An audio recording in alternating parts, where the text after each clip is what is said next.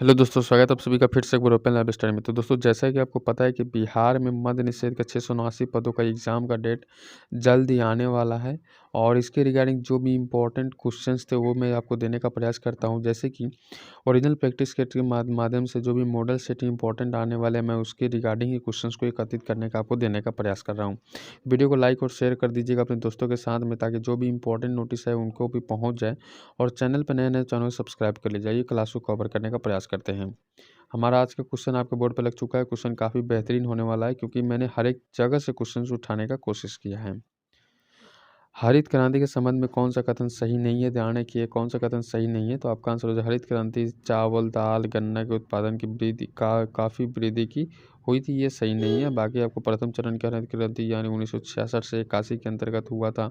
हरियाणा पंजाब पश्चिम बंगाल उत्तर प्रदेश में लागू किया गया था और क्रांति के उपरांत डॉक्टर एम स्वामीनाथन को माना जाता है हरित क्रांति का पिता। ये सारी चीज़ें इसके अंतर्गत याद रखना है।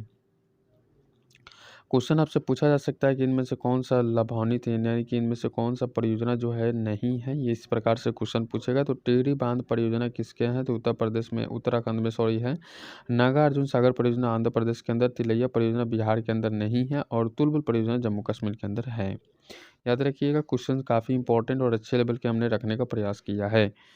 निम्नलिखित में से कौन गोदावरी की सहायक नदी नहीं है, सहायक नदी नहीं है। तो 33 नंबर क्वेश्चन का आंसर करने का प्रयास कीजिएगा, कोयना नदी। ठीक है, चलिए अगला प्रश्न है, भारत की मुख्य तटीय सीमा लंबाई में कितनी है। तो मुख्य तटीय सीमा लंबाई में 6100 किलोमीटर हो जाता है।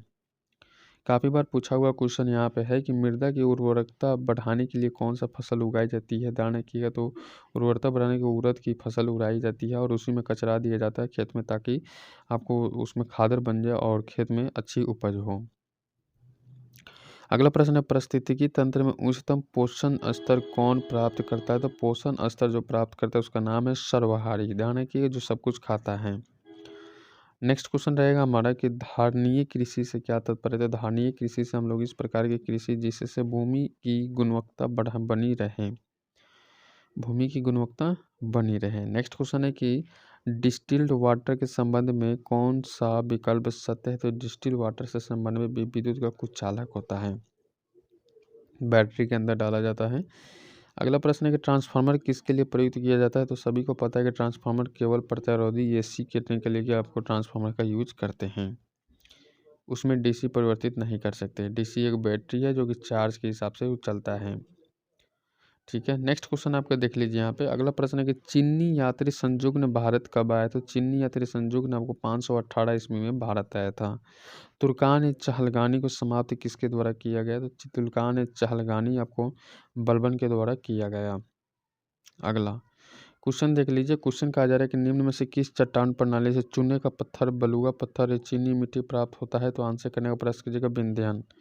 याद रखिए, नेक्स्ट क्वेश्चन है, भारत में किस धार्मिक समूह की वृद्धि दर निम्न में से सबसे कम है। तो 30 नंबर क्वेश्चन का जैन हमारा सही हो जाता है। नेक्स्ट क्वेश्चन है कि जैव विकास को सर्वप्रथम किसने समझाया था। जैव विकास को सबसे पहले समझाने वाला लैमार्क ने हो जाते हैं। नेक्स्ट है, मतदान के समय प्रयुक्त अमिट स्याही किस पदार्थ से बनती है। अमिट स्याही किस पदार्थ से बनती है। तो सिल्वर नाइट्रेट से, सिल्वर नाइट्रेट से। नेक्स्ट क्वेश्चन कहेगा हमारा, प्रांतीय स्वायत्तता की शुरुआत किस अधिनियम द्वारा हुई थी। तो किस अधिनियम द्वारा हुई थी, आंसर करने का प्रयास कीजिए, भारत शासन अधिनियम 1935 के अंतर्गत। अगला क्वेश्चन कह रहा है, अवशिष्ट शक्तियों का केंद्र में निहित होने का सिद्धांत भारतीय संविधान में किस देश से लिया गया है। तो हमारा आंसर निकल के आ जाता है कनाडा। ठीक है, चलिए ऋग्वेद में आर्य शब्द का उल्लेख कितनी बार किया गया। ऋग्वेद में आर्य शब्द का उल्लेख कितनी बार किया गया। तो 36 बार, 36 बार। ठीक है, अगला प्रश्न है, कपास के रेशे को किससे प्राप्त किया जाता है। कैसे कपास के रेशे जो प्राप्त किए जाते हैं, बीज से प्राप्त किए जाते हैं।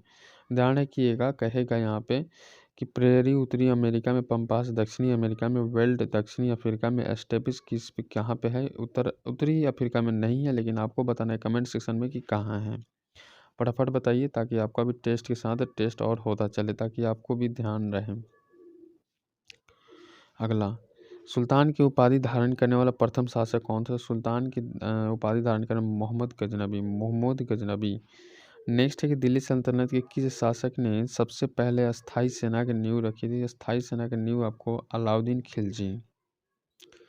नेक्स्ट, ध्यान रखिए क्वेश्चन आपसे कहने वाला electron J Thomson, proton, Goldstein, neutron, James Chadwick और मेसॉन कुछ नहीं होता है, इसलिए ये रदरफोर्ड नहीं होगा। अगला क्वेश्चन कह रहा है कि ठोस एरोसोल का उदाहरण बताइए। ठोस एरोसोल धुआं। नेक्स्ट, अगला प्रश्न है कि राज्यसभा में सरकार द्वारा प्रस्तुत किसी विधेयक के गिर जाने का क्या अर्थ होता है? तो किसी विधेयक को गिर जाने का अर्थ होता है हमारा राज्यसभा में सत्ताधारी दल बहुमत नहीं है। बात कर ले अगले क्वेश्चन की, भारत के कोरोमंडल तट पर सर्वाधिक वर्षा होती है। तो भारत के कोरोमंडल तट पर सर्वाधिक वर्षा होती है अक्टूबर एवं नवंबर में। वो अक्टूबर एवं नवंबर में जब मानसून लौटता है तो भारत के कोरोमंडल तट पर सर्वाधिक वर्षा होती है। नेक्स्ट, यहाँ पे मिलान करना है, सभी को ध्यान रखिएगा, मिलान कर कर इसको सभी को आंसर करने का प्रयास कीजिएगा। तृतीय आंग्ल मैसूर युद्ध किसके शासनकाल के अंतर्गत, यानी कि उस समय गवर्नर जनरल कौन थे, याद रखने का प्रयास कीजिएगा। क्वेश्चन काफ़ी बेहतरीन है यहाँ पे। तो जब तृतीय मैसूर हुआ था तो लॉर्ड कार्नवालिस थे, याद रखिएगा। और अगला यहाँ पे क्वेश्चन आपसे पूछेगा कि प्रथम आंग्ल मैसूर किसके शासन में थे? तो लॉर्ड हार्डिंग के शासनकाल में। और यहाँ पे आपको तृतीय आंग्ल मैसूर आपको लॉर्ड हेस्टिंग्स, और यहाँ पे चतुर्थ आपको बच गया लॉर्ड ऑकलैंड। याद रखिएगा। क्वेश्चन कहने वाला है आपको कि राज्य के नीति निर्देशक तत्वों का समुचित क्रियान्वयन निर्भर करता है सरकार की इच्छा शक्ति और पर्याप्त साधनों की उपलब्धता पर। अगला क्वेश्चन कह रहा है कि किसी लोकप्रिय नाम लाल कुर्ती कमीजों के रूप में जाना जाता है। तो क्वेश्चन का आंसर क्या हो जाएगा? तो इस क्वेश्चन का आंसर आप लोग करने का प्रयास कीजिएगा भाई साहब, खुदाई खिदमतगारों को। ठीक है, चलिए अगला क्वेश्चन देख लेते हैं। अगला क्वेश्चन क्या कहा जा रहा है? अगला क्वेश्चन यहाँ पे लग चुका है। क्वेश्चन कह रहा है कि रेडियम, याद रखिए रेडियम की खोज पेनिसिलिन, एक्सरे और चेचक किसने खोज किया था? तो रेडियम खोज मैडम क्यूरी ने किया था, सभी को पता है। पेनिसिलिन का खोज सभी ने बताना है कि पेनिसिलिन का खोज किसने किया था। पेनिसिलिन का खोज आपको अलेक्जेंडर फ्लेमिंग ने किया था। एक्सरे आपको बताना है, तो एक्सरे आप सभी को पता है रॉन्टजन, और चेचक एडवर्ड जेनर के द्वारा खोजा गया था। अगला क्वेश्चन कह रहा है कि राष्ट्रीय दल का दर्जा प्राप्त करने के लिए किसी पार्टी को लोकसभा चुनाव में आवश्यकता होती है। ध्यान रखिएगा, तो आम चुनाव का राज्यसभा में चुनाव में आवश्यकता होती है। तो हमारा आंसर निकल जाएगा कि कुल डाले गए वोटों का 6%, 4% और 4 सीटें सभी होना चाहिए। अगला देखते हैं क्वेश्चन क्या कहा जा रहा है। अगला प्रश्न आपको बोर्ड पे कि निम्नलिखित में से किसने संगीत शास्त्र पर संगीत राज, संगीत मीमांसा, संगीत रत्नाकर और सुप्रबंध आदि ग्रंथ लिखा है? तो ये किसने लिखा है? तो राइटर का नाम राणा कुंभा। याद रखिएगा, प्रश्न आपसे पूछा जा सकता है कि संविधान के किस अनुच्छेद में जिला नियोजन समिति का उल्लेख होता है? तो जिला नियोजन समिति का उल्लेख अनुच्छेद 243 जेडी के अंतर्गत होता है। ये अगला निम्नलिखित में से कौन सा कथन सही है? ध्यान रखिएगा, सभी क्वेश्चन पढ़ने के बाद पता लगेगा। भारतीय संविधान के बजट शब्द का उल्लेख अनुच्छेद 103 में नहीं, गलत बात है। कोई विधेयक धन विधेयक या नहीं, इसका निर्णय राष्ट्रपति लोकसभा के अध्यक्ष की सहायता से करता है, नहीं। और अगला संविधान के अनुच्छेद 110 में धन विधेयक की परिभाषा दी गई है, बिल्कुल सही। नेक्स्ट क्वेश्चन हमारा रहेगा आप सभी को बोर्ड पे कि किसी संविधान संशोधन अधिनियम द्वारा लोकसभा सदस्यों की संख्या 525 से बढ़ाकर 545 कर दी गई है। ये किस संविधान संशोधन के अंतर्गत किया गया? तो आंसर कीजिएगा 31वें संविधान संशोधन के अंतर्गत। अगला क्वेश्चन कह रहा है कि निम्नलिखित में से कौन संविधान बनाने वाली ड्राफ्ट कमेटी का अध्यक्ष थे? तो ड्राफ्ट कमेटी का अध्यक्ष डॉक्टर BR अम्बेडकर, याद रखना है। अगला क्वेश्चन ध्यान रखिए कि निम्न में से कौन सा युग्म सुमेलित नहीं है? तो यहाँ पे क्वेश्चन का आंसर करने का प्रयास कीजिएगा कि अनुच्छेद 143 सर्वोच्च न्यायालय के सलाहकारी अधिकारी, बिल्कुल सही। 136 कहा जा रहा है कि अपील के सर्वोच्च न्यायालय की विशेष इजाज़त, बिल्कुल सही। और यहाँ पे 226 कह रहा है कि उच्च न्यायालय की रीट जारी करने की शक्ति, बिल्कुल सही कहा जा रहा है। लेकिन अनुच्छेद 31 क्या कर रहा है, इसको भी पढ़ते हैं। उच्चतम न्यायालय एक अभिलेख है, नहीं है। ठीक है। आइए क्वेश्चन को ध्यान देखिएगा। क्वेश्चन क्या कर रहा है, क्वेश्चन हमारा कह रहा है आप सभी के से कि भारतीय संविधान के प्रस्तावना में कौन सा शब्द उल्लेख नहीं है। तो भारतीय संविधान के प्रस्तावना में कौन सा संविधान में उल्लेख नहीं है, तो आंसर करने का प्रयास कीजिएगा। पंथ निरपेक्ष है, लोक कल्याण नहीं है, और यहाँ पे ध्यान रखने का प्रयास कीजिएगा, संघीय नहीं है, लोकतंत्रात्मक है। ठीक है, तो आपका आंसर क्या हो जाएगा यहाँ पे, एक और नहीं, 2 और 3 किस में, 2 और 3। ठीक है, चलिए नेक्स्ट क्वेश्चन है कि जब सकल घरेलू उत्पादन में से उत्पादन की प्रक्रिया में प्रयुक्त मशीन और पूंजी के मूल्य में आई कमी को घटा दिया जाता है, तो इसे क्या कहते हैं। तो आई कमी में घटा दिया जाता है, उससे कहते हैं निवल घरेलू उत्पाद, एनडीपी कहते हैं उसको। क्या कहते हैं, एनडीपी कहते हैं। और जीडीपी, ये सारी चीज़ें पढ़ना बहुत ही आवश्यक है आपके एग्जाम प्रीवियस से। सेबी का पूर्ण रूप बताइए। आपको एक पूर्ण रूप 100% गारंटी है कि पूछेगा फुल फॉर्म एक। तो ठीक है, चलिए देखते हैं कि सेबी का फुल फॉर्म क्या होता है। Securities and exchange board of India होता है। तो securities and exchange board of India, C option हो जाएगा। नेक्स्ट है, निम्नलिखित में से किसे विश्व बैंक के उदार ऋण की खिड़की कहा जाता है। तो उदार ऋण की खिड़की किसको कहते हैं, तो आंसर कीजिएगा अंतर्राष्ट्रीय विकास संघ आईडीए के। अंतर्राष्ट्रीय विकास संघ आईडीए का फुल फॉर्म कमेंट सेक्शन में जरूर भरिएगा। नेक्स्ट क्वेश्चन कहेगा हमारा कि निम्नलिखित में से कौन सा सही नहीं है, ध्यान रखिएगा। तो पिट्स इंडिया एक्ट याद रखना है। Pitt's India Act, Lord Warren, dropping of lapse Lord Dalhousie, vernacular Press Act Lord Curzon नहीं होगा, इल्बर्ट बिल लॉर्ड रिपन हो जाएगा।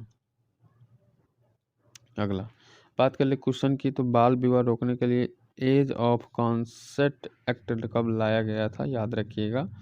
तो यहाँ पे क्वेश्चन का 1891 ईस्वी कर देना है। अगला है कि first war of Indian independence पुस्तक लेखक कौन है। तो एक राइटर का नाम भी आपसे पूछा जाएगा, तो आंसर कीजिए बी.डी. सावरकर। बी.डी. सावरकर याद रखना है। अगला प्रश्न आपको बोर्ड प्ले चुके हैं, निम्नलिखित में से कौन पादप कोशिका में सबसे बड़ा कोशिकांग है। तो पादप कोशिका में सबसे बड़ा कोशिकांग कौन सा हो जाता है, तो आंसर कीजिएगा प्लास्टिड्स। क्या हो जाएगा, प्लास्टिड्स हो जाएगा। अगला देखते हैं क्वेश्चन क्या कहा जा रहा है। अगला क्वेश्चन आपको बोर्ड पर लग चुका है। क्वेश्चन काफ़ी लाजवाब है यहाँ पे कि नींबू निचोड़ने की मशीन किस प्रकार के उत्तोलक का उदाहरण है। किस प्रकार के उत्तोलक का उदाहरण है, तो आंसर कीजिएगा द्वितीय वर्ग के उत्तोलक का आधार है। द्वितीय वर्ग के उत्तोलक का आधार है। अगला बात कर ले क्वेश्चन की, तो क्वेश्चन यहाँ पे लग चुका है, सभी को सुमेलित करना है। तो ध्यान रखिए जीव विज्ञान, ध्यान रखिए जीव विज्ञान आपको ल्यूमेन हॉक हो जाएगा। सूक्ष्म जीव विज्ञान आपको क्या हो जाएगा, सूक्ष्म जीव लुई पास्चर हो जाएगा। आधुनिक अनुवंशिक आपको टी मॉर्गन, और प्रतिरक्षण एडवर्ड जेनर हमारा सही हो जाता है।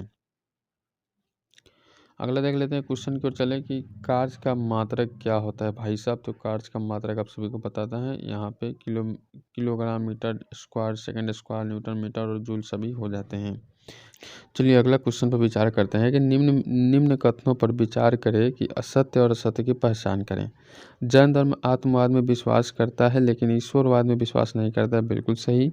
जैन धर्म ने अपने आध्यात्मिक विचार न्याय दर्शन से ग्रहण किया, नहीं, ये चीज़ें गलत कहा जा रहा है। अनेकवाद का संबंध जैन धर्म से, बिल्कुल सही। यानी कि 1 और 3 हमारा सही हो जाता है। अगला क्वेश्चन देखिए, यहाँ पे अगला क्वेश्चन क्या कहा जा रहा है। अगला क्वेश्चन देखिएगा, फिरोज शाह तुगलक के संदर्भ में निम्नलिखित में से कौन सा कथन सत्य है, याद रखिएगा कौन सा कथन सत्य है, ये चीज़ आपसे पूछा गया है।